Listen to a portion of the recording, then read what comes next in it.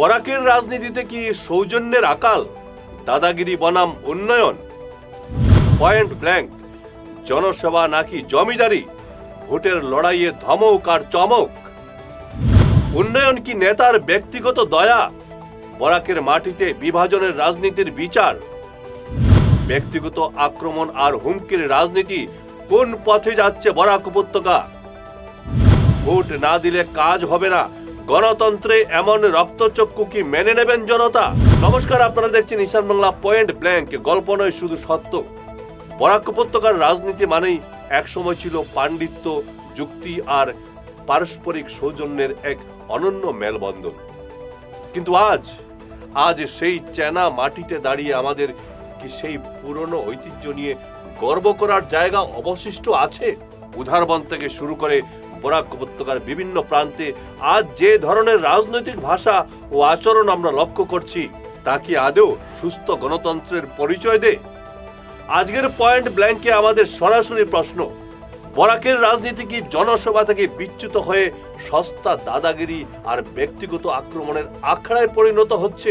গণতন্ত্রে মতাদর্শের লড়াই থাকবেই, যেখানে একজন নেতা অন্য নেতার কাজের ভুল ধরবেন কিংবা নীতির সমালোচনা করবেন। কিন্তু দুর্ভাগ্যজনকভাবে এখন দেখা যাচ্ছে রাজনৈতিক বিতর্কের জায়গা দখল করে নিচ্ছে ব্যক্তিগত কাঁদা ছুড়াছুড়ি।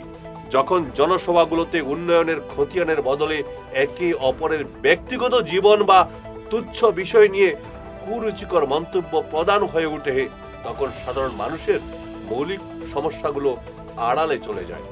একজন নিরপেক্ষ সংবাদকর্মী হিসাবে প্রশ্ন জাগে, জনগণের জ্বলন্ত সমস্যার চেয়ে কি ব্যক্তিগত রেষারেষি এখন রাজনীতির মূল বিষয় হয়ে দাঁড়ালো? সবচেয়ে উদ্বেগের বিষয় হলো ইদানিংকালে ছড়িয়ে পড়া কিছু বিতর্কিত বয়ান।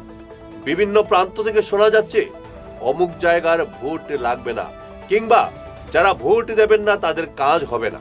আমাদের মনে রাখা প্রয়োজন, ভারতের সংবিধান অনুযায়ী একজন জনপ্রতিনিধি নির্বাচিত হওয়ার পর তিনি শুধু তার দলের নন, বরং সমগ্র এলাকার জনগণের প্রতিনিধি হয়ে ওঠেন। উন্নয়ন কোনো নেতার ব্যক্তিগত দান বা খয়রাতি নয়, এটি সাধারণ মানুষের দেওয়া ট্যাক্সের টাকায় পরিচালিত একটি সাংবিধানিক অধিকার। ভোটের নিরিখে উন্নয়ন আটকে দেওয়ার হুমকি দেওয়া কি আদতে ভোটারদের ভয় দেখিয়ে তাদের গণতান্ত্রিক অধিকার খর্ব করার চেষ্টা নয়? বরাক উপত্যকা বরাবরই কাঁধে কাঁধ মিলিয়ে চলার এক অনন্য উদাহরণ। কিন্তু ভোটের অঙ্ক মেলাতে গিয়ে এখন একদল মানুষ নির্দিষ্ট এলাকা বা বিশেষ কিছু অংশকে ব্রাত্য করে রাখার কথা বলছেন। এই যে বিভাজনের রেখা টানা হচ্ছে এবং বিরোধীদের হিসাব নিকাশ করার প্রচ্ছন্ন হুমকি দেওয়া হচ্ছে, ভোটের পর সেই সামাজিক ক্ষত কি আদৌ শুকাবে?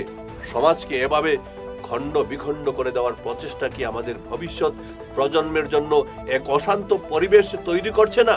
যারা রাজনীতির নামে দাদাগিরি করছেন তাদের সরাসরি জিজ্ঞেস করি, আপনারা কি জনসেবক নাকি এলাকার অধিপতি? মানুষের ভোটে জিতে সেই মানুষকেই ধমক দেওয়ার সাহস আপনারা কোথায় পান? মনে রাখবেন, ক্ষমতা চিরস্থায়ী নয়। আজ যে চেয়ারে বসে দম্ভ দেখাচ্ছেন, কাল সেই জনতাই আপনাকে প্রত্যাখ্যান করতে পারে। ব্যক্তিগত আক্রমণ বন্ধ করে মানুষের রুটি রুজি আর এলাকার প্রকৃত উন্নয়ন নিয়ে কথা বলুন। ওই ভোট লাগবে না মার্কা অহংকার ছাড়ুন, কারণ দিন শেষে ভোটাররাই গণতন্ত্রের আসল মালিক। আজকের বড় প্রশ্ন, আমরা কি বরাকের এই বদলে যাওয়া রাজনৈতিক পরিবেশকে এভাবেই মুখ বুজে মেনে নেব? রাজনীতির মূল ভিত্তি হওয়া উচিত উন্নয়ন আর মানুষের পাশে দাঁড়ানো।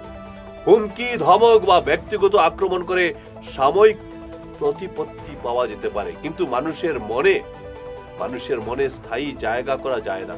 বরাকবাসী কোনো রক্তচক্ষু বা দাদাগিরি চান না, তারা চান সম্মানজনক জীবন এবং প্রকৃত উন্নয়ন।